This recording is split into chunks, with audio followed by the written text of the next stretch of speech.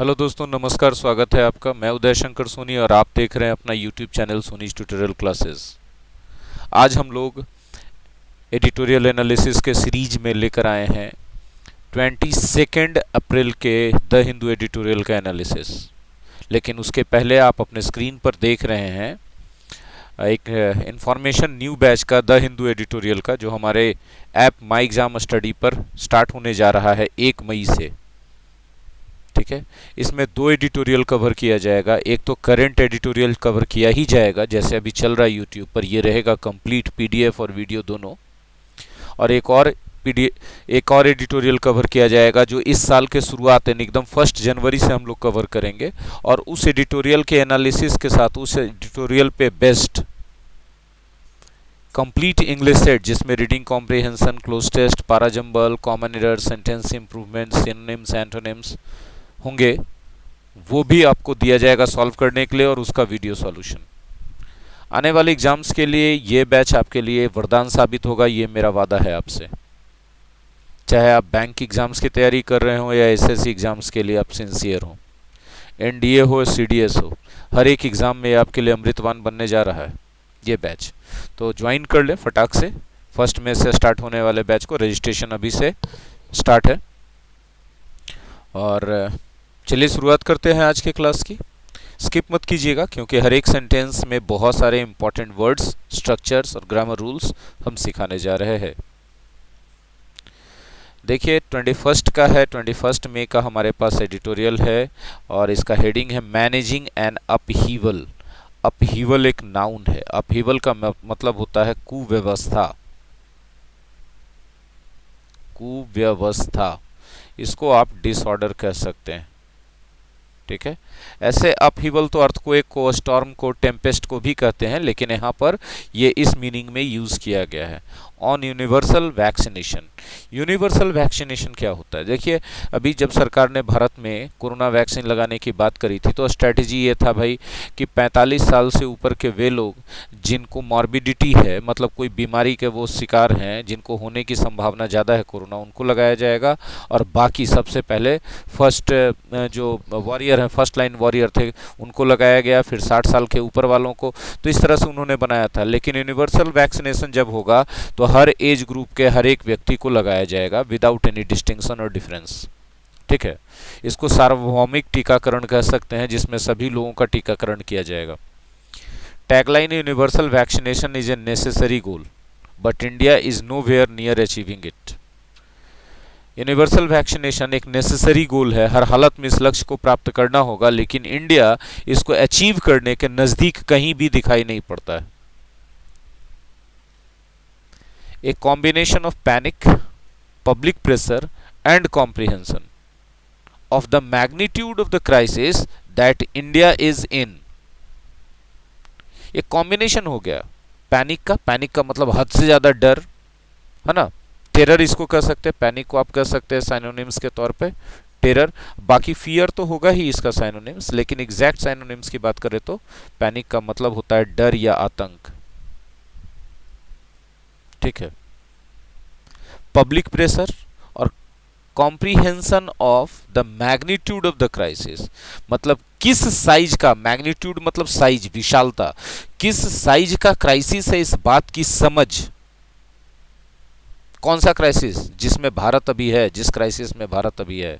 मतलब 3 चीजों का कॉम्बिनेशन हो गया। एक तो लोगों के मन में डर आ गया, जनता का प्रेशर आ गया, सरकार के मन में भी डर है, पैनिक है, जनता का प्रेशर आ गया, और ऊपर से ये भी समझ में आ गए लोगों को कि ये जो क्राइसिस है किस मैग्नीट्यूड का, कौन सा क्राइसिस जिसमें भारत है। ये जो कॉम्बिनेशन है, देखो ये combination seems to have prompted verb seems to have prompted the center to authorize vaccines to anyone above 18 and give states more control over procurement। मतलब ये कॉम्बिनेशन है तीनों चीज का। एक तो डर फैल गया, जनता का प्रेशर भी आ गया, और लोगों को समझ में आ गया कि ये कोरोना क्राइसिस किस स्तर का क्राइसिस है, जिसमें भारत पूरा फंस चुका है, देश पूरा फंस चुका है। ये पूरा कॉम्बिनेशन ने मिल करके ऐसा प्रतीत होता है कि केंद्र पर दबाव बनाया है, प्रॉम्प्ट किया है केंद्र को, उकसाया है केंद्र को, ऐसा स्थिति में लाके खड़ा कर दिया है कि केंद्र ऑथराइज कर दे वैक्सीन्स जो कोई भी 18 साल से ऊपर है वो वैक्सीन लेने के लिए ऑथराइज्ड है, ऐसा बोलने के लिए सरकार को विवश कर दिया। और स्टेट्स को ज्यादा कंट्रोल देने के लिए विवश कर दिया प्रोक्योरमेंट पर। प्रोक्योरमेंट का मतलब कलेक्शन, संग्रह, ठीक है, क्लियर है। देखिए ये स्ट्रक्चर हमने कल पढ़ाया था, ये स्ट्रक्चर हमने आपको कल पढ़ाया था। कौन सा स्ट्रक्चर? सीम्स टू हैव, उसके जगह हमने appear to have plus V3 पढ़ाया था। जहां जहां हमने appear to have plus V3 पढ़ाया था उस सब जगह सीम्स लगा दीजिए अपीयर के जगह, वही बात रहेगा एग्जैक्टली, ना ग्रामर में फर्क और ना अर्थ में फर्क, ठीक है। This is despite the problem in scaling up production and in the supply and management of vaccines. ऐसा हो रहा है इस बात के बावजूद कि प्रोडक्शन को स्केल अप करने में समस्याएं आ रही है। स्केल अप करना कोई चीज को मतलब उसको इंक्रीज करना। सप्लाई और मैनेजमेंट जो हो रहा है वैक्सीन का इस सर्ज के दौरान, सर्ज का मतलब सडन इंक्रीज,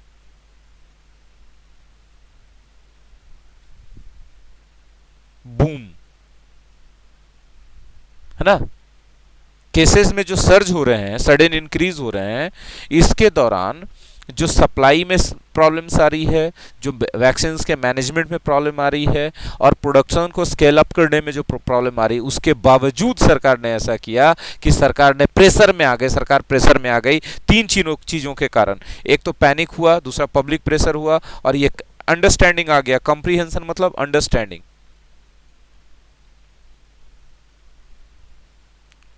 समझदारी आ गई कि किस मैग्नीट्यूड का प्रॉब्लम है, क्योंकि सरकार पहले इनकार कर रही थी कि सेकेंड वेव आएगा तो उतना डिवास्टेटिंग नहीं होगा। अब समझ में आ गया कि कितना डिवास्टेटिंग है, ठीक है। तो तीन चीजों का ऐसा असर रहा कि इन तीन चीजों ने प्रॉम्प्ट कर दिया केंद्र सरकार को ऑथराइज करने के लिए वैक्सीन्स, कि वैक्सीन अब सबके लिए है जो 18 साल से ऊपर है। और केंद्र राज्य सरकारों को ज्यादा कंट्रोल दे दिया प्रोक्योरमेंट का कि भाई आप तुम जमा करो अपने राज्य के हिसाब से, ठीक है।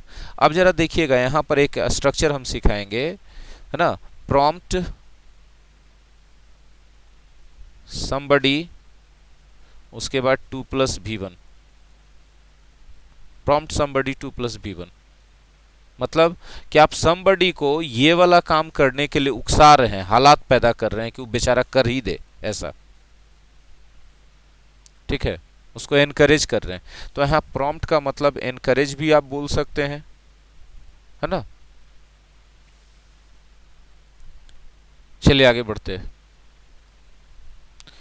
फॉर वन, उदाहरण के तौर पे, the processes initiated by the government in early January to expand India's manufacturing capacity were under the assumption that it would be at least August before vaccines could be fully opened up for all।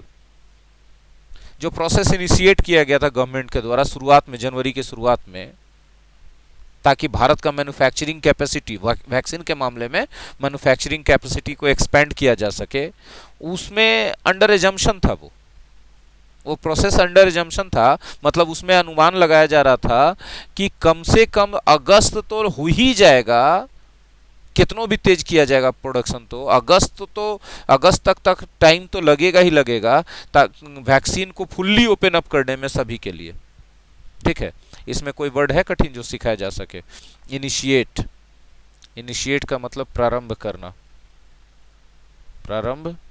करना। आप बोल सकते हो start, आप बोल सकते हो begin, आप बोल सकते हो कमेंस बोल सकते हो आप। और कोई वर्ड है? जम्पशन,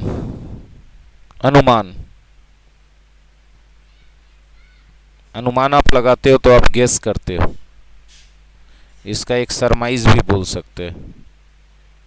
that it would be at least August before vaccines could be open up, make और बी अवेलेबल, उपलब्ध होना सबके लिए। In December, it was announced that India's priority would be to fully inoculate 300 million of the most vulnerable. दिसंबर में India केंद्र सरकार ने ये घोषणा किया था कि भारत देश का प्रायोरिटी रहेगा कि वो 300 मिलियन सबसे पहले उन मरीजों या उन लोगों को इनोकुलेट करेगा। इनोकुलेट करने का मतलब वैक्सीनेट करना, वैक्सीनेट करना, ये साइनोनिम्स है, हिंदी में बोलेंगे टीका लगाना। टीका लगाएगा कोरोना का जो सबसे ज़्यादा वल्नरेबल है। वल्नरेबल मतलब जिनका सबसे ज़्यादा संभावना है बीमारी होने का, लाइबल टू बी इन्फेक्टेड, यहां पर है ना, कमजोर जिसको कह सकते हैं आप, वीक है, जिनके सबसे ज्यादा संभावना है संक्रमित होने की, वैसे 300 लोगों को प्रायोरिटी में रखा जाएगा इंडिया के द्वारा कि सबसे पहले उनको टीका लगाया जाए। गिवन दैट, गिवन हम बता चुके हैं ना, कंसीडरिंग बहुत बार बताए हैं, अब तक तो याद हो जाना चाहिए। About 127 million doses have been administered. Administer use किया जाता है देना के अर्थ में, गिव के अर्थ में, खास करके जब दवाओं का डोज देते हैं ना, तब गिव के अर्थ में, देना के अर्थ में एडमिनिस्टर का यूज करते हैं। Including A section of those above 45 without underlying health conditions. ठीक है, 127 मिलियन डोजेज अभी तक दिए जा चुके हैं कोरोना टीका के, कोरोना वैक्सीन के। इसमें 45 से ऊपर underlying, without underlying health conditions वाले लोग भी शामिल हैं। मतलब 45 से ऊपर उन लोगों को भी इसमें शामिल किया गया है, इस आंकड़े में शामिल है जिनको टीका दिया गया था लेकिन उनमें कोई हेल्थ कंडीशंस नहीं था, उनमें कोई कॉम्प्लिकेशंस नहीं था हेल्थ का। Around 17 million have been fully inoculated और 17 मिलियन जो है मात्र लोग पूरी तरह से इनोक्यूलेट किए गए हैं। डोज तो पड़ा है 127 मिलियन को, लेकिन इसमें से 110 मिलियन ऐसे हैं जिनको अभी तक सिंगल डोज ही पड़ा हुआ है। 17 मिलियन को डबल डोज पड़ गया है। बोला जाता है 10 दिन के डिफरेंस पे 2 डोजेस मिलेंगे तब होगा कोरोना वैक्सीन कंप्लीट, तो 17 मिलियन को सिर्फ मिला है। और about 5% of the intended beneficiaries, मतलब जितना इरादा किया गया था, जितना प्लान किया गया था, इंटेंडेड का मतलब प्लान्ड, जितने लोगों के लिए योजना बनाई गई थी 300 मिलियन लोगों का, उसमें से समझिए कि लगभग 5%, लगभग 5%, थोड़ा सा ज्यादा 5% से, अरे 300 मिलियन होता तो 30 मिलियन होता तो 10% होता ना जी, तो 15 मिलियन 5% होता, 15 मिलियन से थोड़ा सा ज्यादा हुआ और क्या है ना। तो 5% लगभग लोगों को फुल्ली इनोकुलेट किया जा सकता है। बेनिफिशियरीज किनको कहा जाएगा? जिनको कोई चीज का लाभ मिलने वाला है, beneficiaries.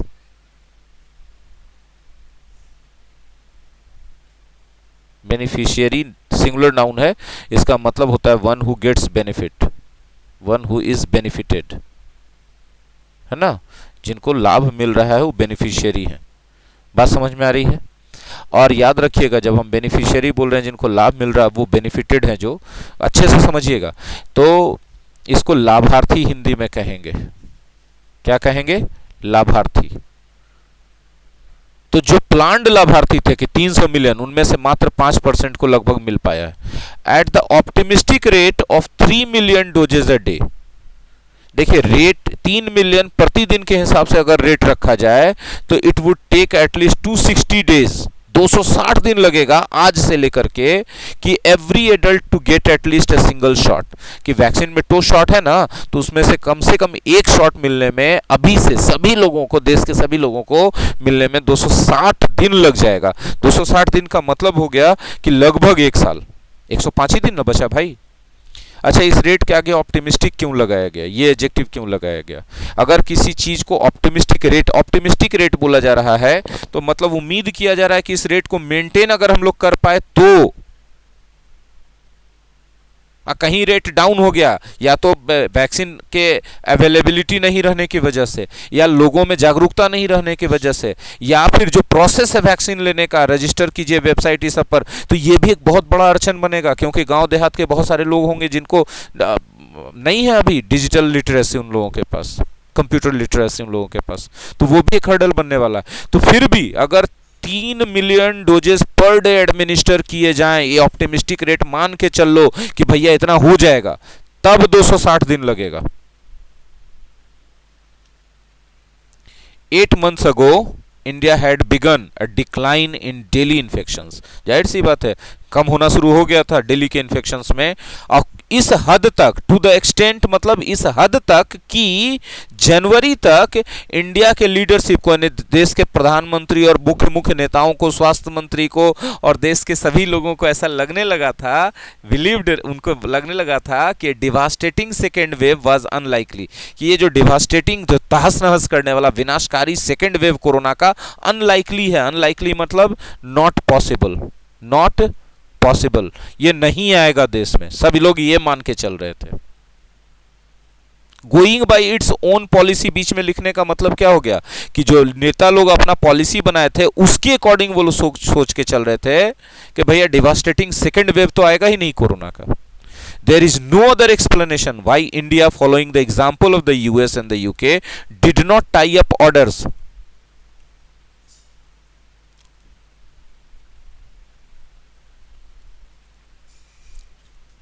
to inoculate most of its adults within this year.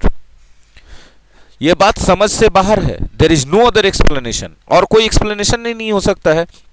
जैसे भारत ने यूके और यूएस के एग्जाम्पल को फॉलो करते क्यों नहीं ऐसा आदेश जारी किया कि इस साल के अंत तक हमारे अधिकांश एडल्ट्स को टीका लग जाना चाहिए? ऐसा आदेश क्यों जारी नहीं किया? इसका बस यही एक एक्सप्लेनेशन है कि हम लोग ये मान के बैठे हुए थे कि सेकेंड वेव इतना डिवास्टेटिंग आएगा नहीं इंडिया में।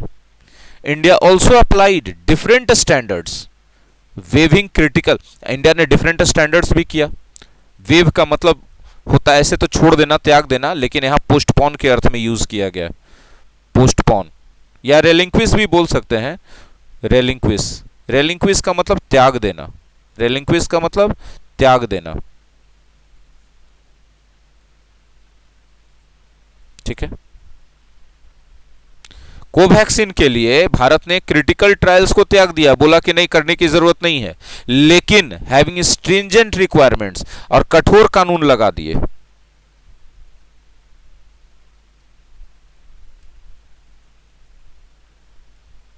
किसके लिए? फॉरेन कंपनीज के लिए, कि फॉरेन कंपनीज अपना कोरोना वैक्सीन यहां बेचेगी तो उसके लिए इतना ट्रायल होना जरूरी है, ये सैंपल होना जरूरी है, डेटा होना जरूरी है।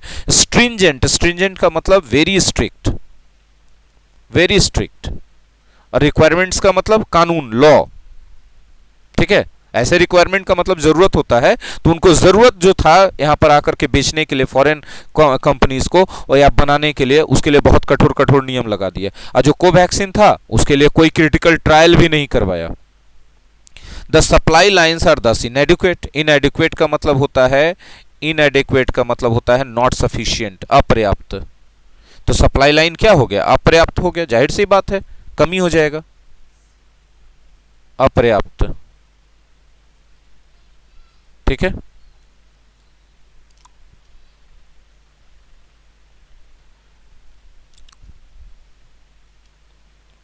The second wave, the hospitalization and medical oxygen crisis have derailed all previously laid out plans।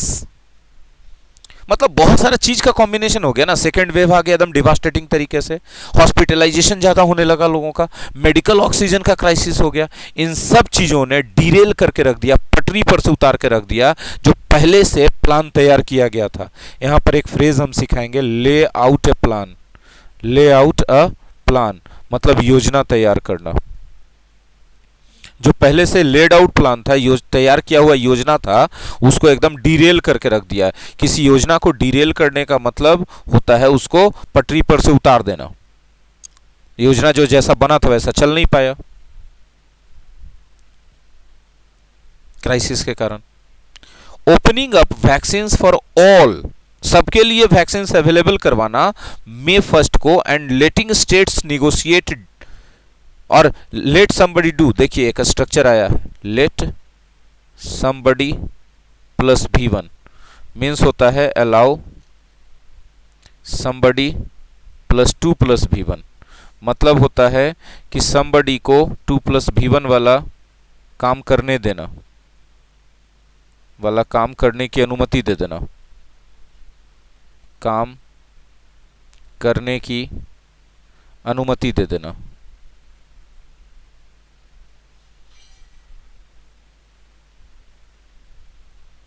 ठीक है। और स्टेट्स को क्या चीज का अनुमति दे दिया कि आप निगोशिएट कीजिए डील करने के लिए मैन्युफैक्चरर के साथ। ये सब साउंड करता है इस तरह से कि गवर्नमेंट जो है सुन रही है जनता की, but given the background of the supply constraints का मतलब जो आपूर्ति में कमी हुआ, until June there is a likelihood that the story of vaccine shortage will surface more acutely. देखिए बहुत जबरदस्त बात है यहाँ पर, इसको अच्छे से समझना होगा, ठीक है, इसको आप लाइटली नहीं ले सकते सेंटेंस को। अच्छा स्ट्रक्चर भी है इसमें, देखिएगा। कहा जा रहा है कि सेकेंड वेव हॉस्पिटलाइजेशन और मेडिकल ऑक्सीजन क्राइसिस ने डिरेल करके रख दिया पहले से बनाए हुए सभी योजनाओं को, और उसके बाद ओपन अप कर दिया गया वैक्सीन को सबके लिए 1 मई से, कि 1 मई से सबको लगेगा टीका, किसी का बंधन नहीं रहेगा एज का, मॉर्बिडिटी का, इस सब का। और सरकार को भी, राज्य सरकारों को भी अनुमति दे दिया गया, छूट दे दिया गया कि भैया आप नेगोशिएट कीजिए डील करने के लिए मैन्युफैक्चरर से कि वो आपको कोरोना वैक्सीन बना के दे। ये सब सुनने से ऐसा लगता है कि सरकार जो है लिसनिंग टू द पीपल, जनता के दबाव में है। लेकिन अगर कंसीडर करें बैकग्राउंड ऑफ सप्लाई कंस्ट्रेंट्स को, कि मतलब जो पीछे से कोरोना वैक्सीन का जो सप्लाई में कमी आते जा रहा, अभाव रहा है, जून तक रहेगा, तो ऐसा संभावना बनता है, पॉसिबिलिटी बनता है कि जो स्टोरी है वैक्सीन शॉर्टेज का वो और ज्यादा एक्यूटली, मतलब और ज्यादा तीव्र तरीके से, इंटेंस तरीके से सामने आएगा। मतलब हाहाकार मचेगा वैक्सीन का, सब राज्य चिल्ला रहे होंगे हमारे यहाँ वैक्सीन नहीं है, लोग मर रहे हैं, वैक्सीन लगाना है, लोग कतारों में खड़े हैं, ये सब करेगा लोग, ठीक है। Leading international vaccinators such as Pfizer and Moderna have supply commitments already tied up. जो बड़े बड़े इंटरनेशनल वैक्सीनेटर्स हैं, जो बड़े बड़े वैक्सीन बनाने वाली कंपनियां हैं, जैसे फाइजर है, मॉडर्ना है, have supply commitments already tied up. उनका जो सप्लाई कमिटमेंट्स है पहले ही से टाइड अप हो चुका है दूसरे देशों के साथ। एंड इट इज अनक्लियर, यह स्पष्ट नहीं चल रहा है, if merely the policy move of liberalising vaccine supply will leave states in India with the finances and negotiating power to procure enough stocks of vaccine. कि क्या सिर्फ ऐसा पॉलिसी बना देने से, लिबरलाइजिंग वाला पॉलिसी बना दिया वैक्सीन सप्लाई के मामले में, तो क्या इससे स्टेट्स जो है इंडिया में उनको फाइनेंसेस मिल जाएगा, उनको निगोशिएट करने का पावर दे देने से, प्रोक्योर के आप जब निगोशिएट कीजिए है ना, प्रोक्योर कर लीजिए, उनको स्टॉक्स मिल जाएगा वैक्सीन का? कौन देगा? बड़ी कंपनियां जो दे सकती हैं ऑलरेडी कमिटेड हैं। पैसा कहां से आएगा स्टेट गवर्नमेंट्स के पास? आप तो ठीक है पॉलिसी बना दिए कि हम सरकारों को, राज्य सरकारों को रोकेंगे नहीं, ठीक है, पैसा कहां से आएगा? इसमें कोई कठिन तो नहीं है। प्रोक्योर तो कलेक्ट अभी हम पढ़ाए ही थे, प्रोक्योरमेंट पढ़ाए थे, कलेक्ट उसी का वर्ब है, जमा करना। हालांकि given that this is the hottest month in India, इस बात को ध्यान में रखते हुए कि अप्रैल जो है भी, हाँ जाहिर सी बात है हॉटेस्ट नहीं तो one of the hottest month तो है ही, अप्रैल सबसे ज्यादा गर्म महीना होता है। Lockdowns are resurfacing in cities, शहरों में फिर से लॉकडाउन दिखाई पड़ रहे हैं। And no end is in sight for the second wave, और अभी तक नजर नहीं आ रहा है कि सेकेंड वेव कब खत्म होने वाला है। The logistics of administration will continue to be challenging.